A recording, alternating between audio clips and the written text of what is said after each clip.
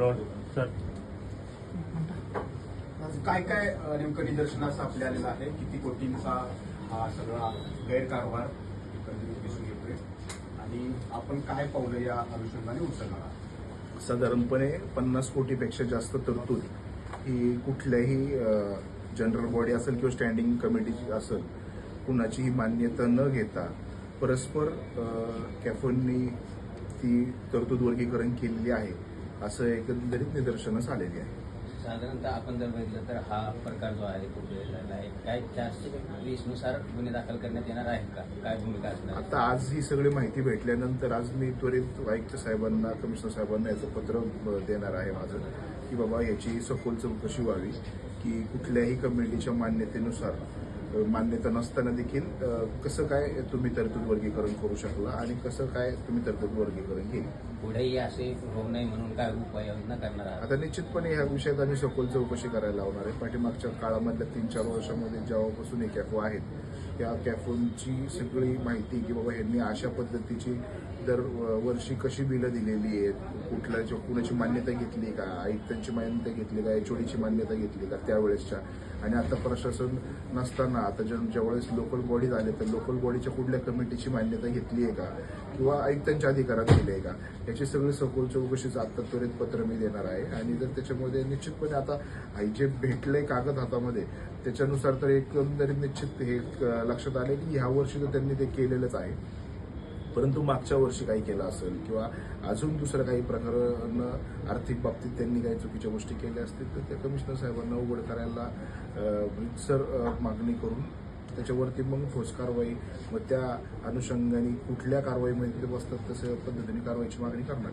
फसवणूक नेमकी कशी केलेली आहे? म्हणजे कुणाला त्यांनी फसवलेलं आहे? नगरसेवकांच्या सह्या घेतलेल्या दिसते, HODना विचारायला दिसत नाहीये आणि किती ठेकेदारांना ही बिलं आली? नेमका प्रकार सांगितला. आता ह्याच्यामध्ये त्यांनी काय केलंय की बाबा सगळ्यांचीच फसवणूक त्याच्यामध्ये झालेली.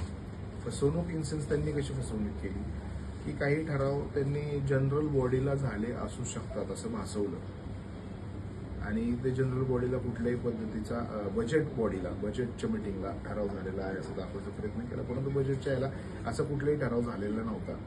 त्याला आम्ही व्हेरीफाय नगर सचिवकडून आम्ही करून घेतलेला आहे, त्यांची पोच त्याच्यावरती घेतलेली आहे की ॲक्च्युली कुठला ठराव झाला होता.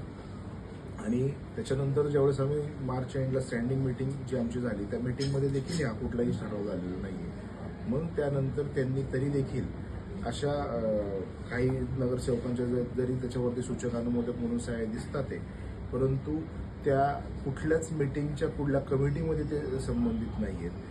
त्यांची सही दिसतीये पण त्यांचीच सही आहे का नाही आहे ही देखील एक शहानिशा शंकास्पद बाब आहे.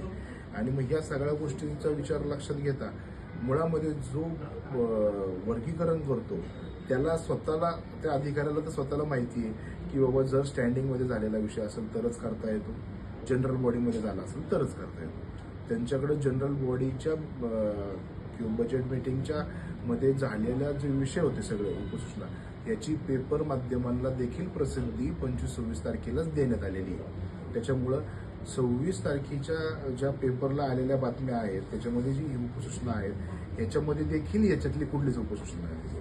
मग हे कागद जे आहेत हे स्पष्ट दिसतात की ह्या कमिटीत पण नाही झालं, त्या कमिटीत पण नाही झालं, नगर सचिवांनी पण ते मान्य केलं. त्याच्यामुळं हे पेपर बोगस आहेत आणि या बोगस पेपरच्या आधारे त्यांनी बिल अदा केली. पुढे काय करणार? पुढे निश्चितपणे आता ह्याच्यामध्ये सखोल अजून आपल्याला जायचंय.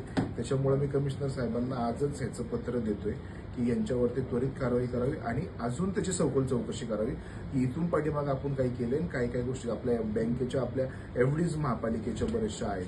आज एफडीजमध्ये पण काही चुकीचं काही कुठं काही केलंय का, त्याच्यामध्ये जे उत्पन्न आपल्याला एफडीजमधून अपेक्षित आहे तेवढंच येते का, काही बँकांना त्यांनी इन्व्हाइटच नव्हतं केलं एफडीच्या कॉम्पिटिशनला.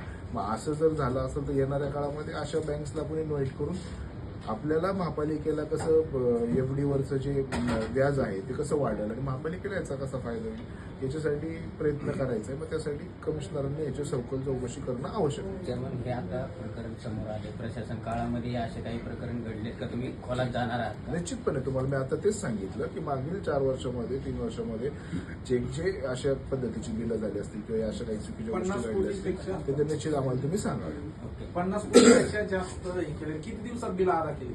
2 दिवसामध्ये. धन्यवाद.